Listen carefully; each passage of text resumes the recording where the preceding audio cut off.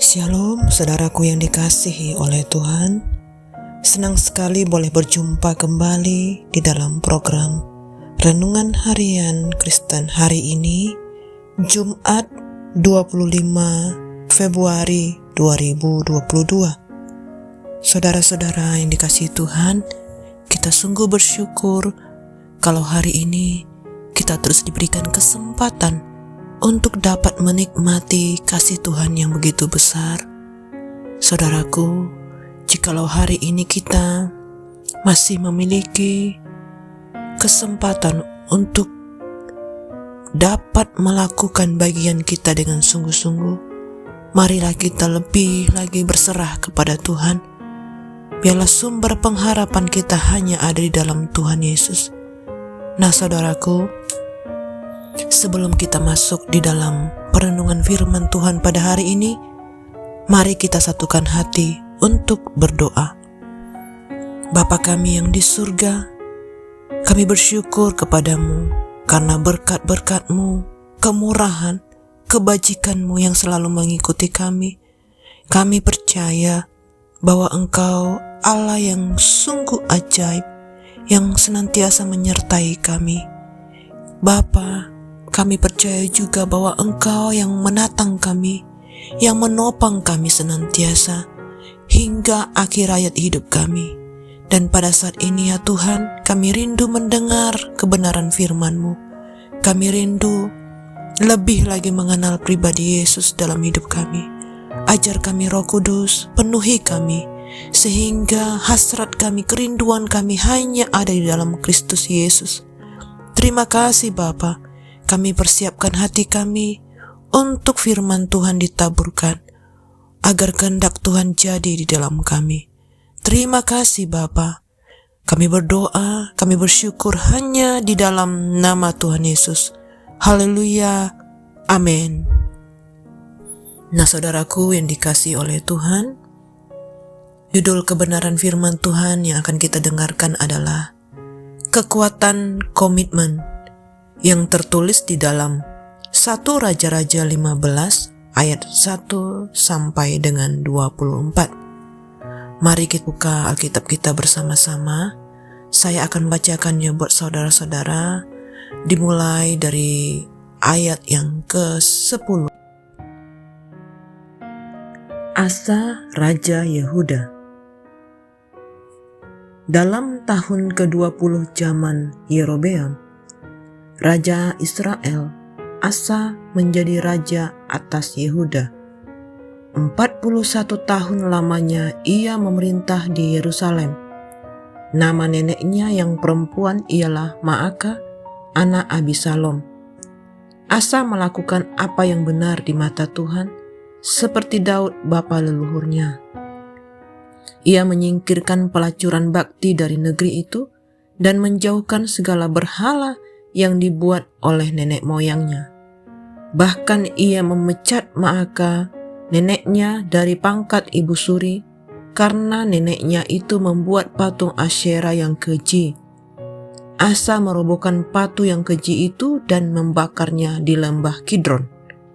Sekalipun bukit-bukit pengorbanan tidak dijauhkan, namun Asa berpaut kepada Tuhan dengan segenap hatinya sepanjang umur hidupnya.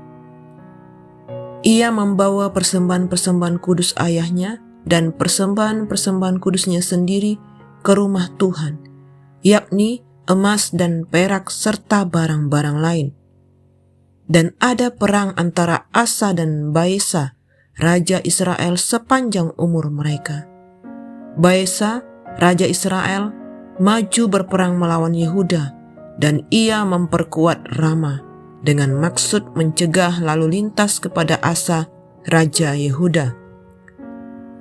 Tetapi Asa mengambil segala emas dan perak yang masih tinggal dalam perbendaharaan rumah Tuhan dan dalam perbendaharaan rumah raja, dan menyerahkannya kepada pegawainya.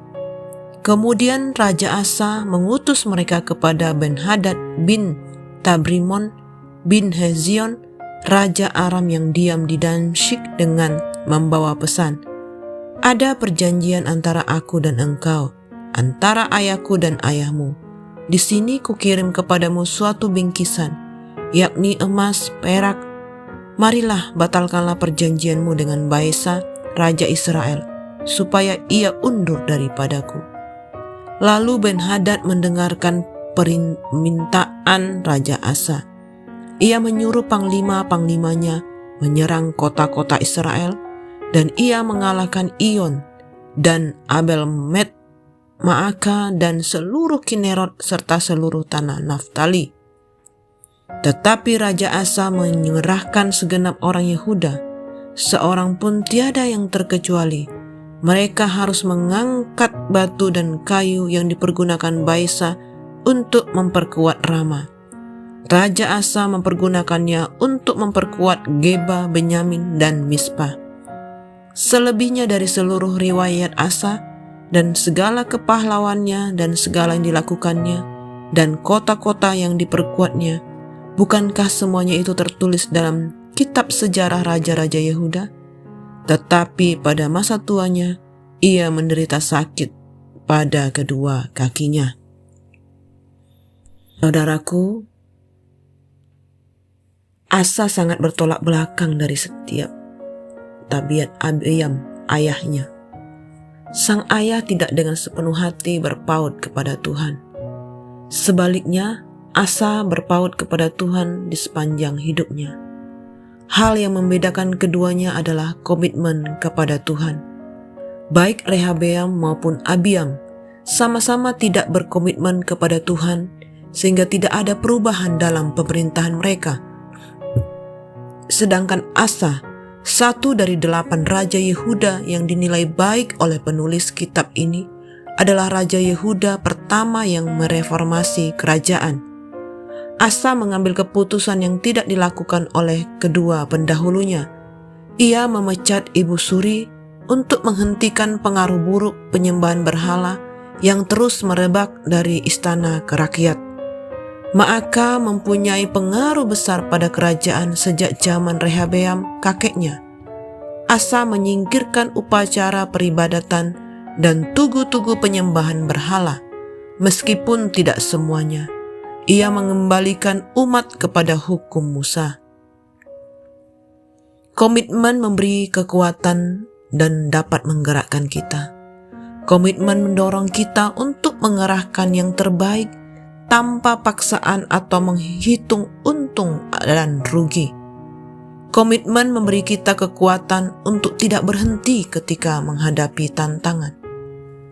Ketika berkomitmen, Asa bertindak untuk mengambil keputusan dan menghadapi tantangan yang ada. Ia tidak menyerah pada keadaan, sehingga memperoleh dukungan dari Tuhan yang disembah dan dari rakyat yang dipimpinnya. Perubahan pun terjadi. Pemerintahannya panjang.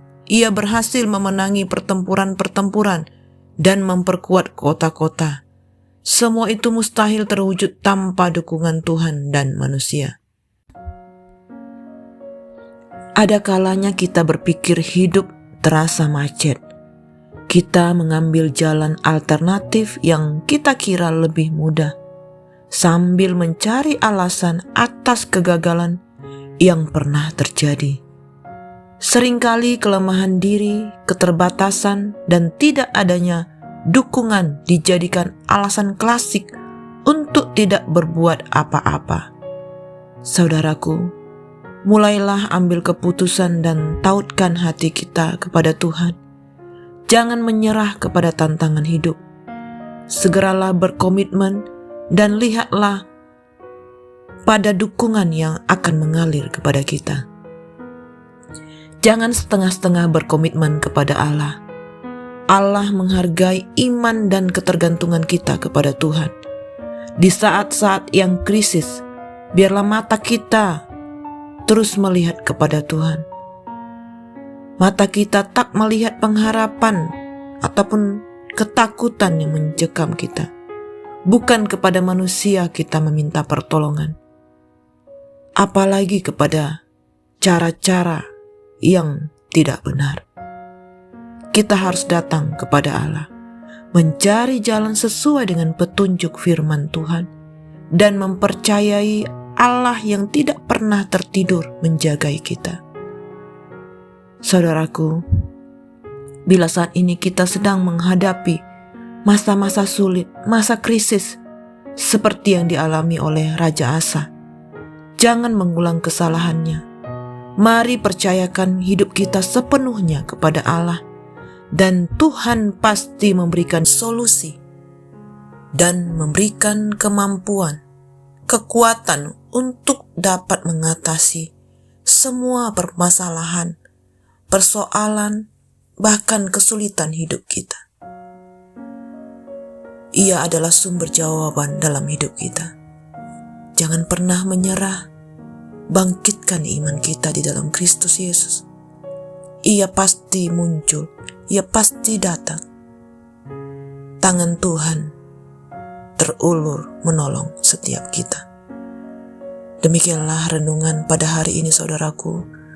Mari kita berpaut sepenuhnya kepada Tuhan, bergantung sepenuhnya kepada Allah yang hidup.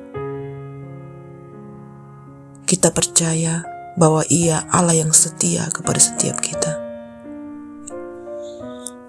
Mari kita satukan hati kita di dalam doa. Bapa kami yang di surga, kami bersyukur buat kebenaran firman-Mu yang sudah kami dengarkan. Roh Kudus urapi kami, Roh Kudus ajar kami. Roh Kudus insafkan kami akan dosa, kebenaran dan penghakiman. Kami mau sepenuhnya tunduk kepada firman-Mu dan dapat mengaplikasikan seluruh kebenaran firman-Mu dalam hidup kami. Berkati kami Tuhan, dimanapun saat ini kami berada. Urapi kami, jamah hati kami. Kami mau bertobat sungguh-sungguh, hidup di dalam firman-Mu. Ampuni kami Tuhan, kalau kami salah, menyimpang dari kebenaran-kebenaran-Mu. Kami melanggar setiap peraturan-peraturan Tuhan. Kuduskan kami di dalam Engkau. Kami rindu hidup sepenuhnya di dalam kebenaran firman-Mu. Terima kasih Bapa, kekuatan, keberanian yang daripada Tuhan turunlah atas kami. Roh Kudus memimpin, menguasai hidup kami sepenuhnya, sehingga kami menghasilkan buah roh di dalam hidup kami. Terima kasih Bapa, terpujilah nama-Mu, kekal sampai selama-lamanya. Hanya di dalam nama Tuhan Yesus kami berdoa. Amin. Semangat pagi dan semangat beraktivitas saudaraku. Tuhan Yesus memberkati.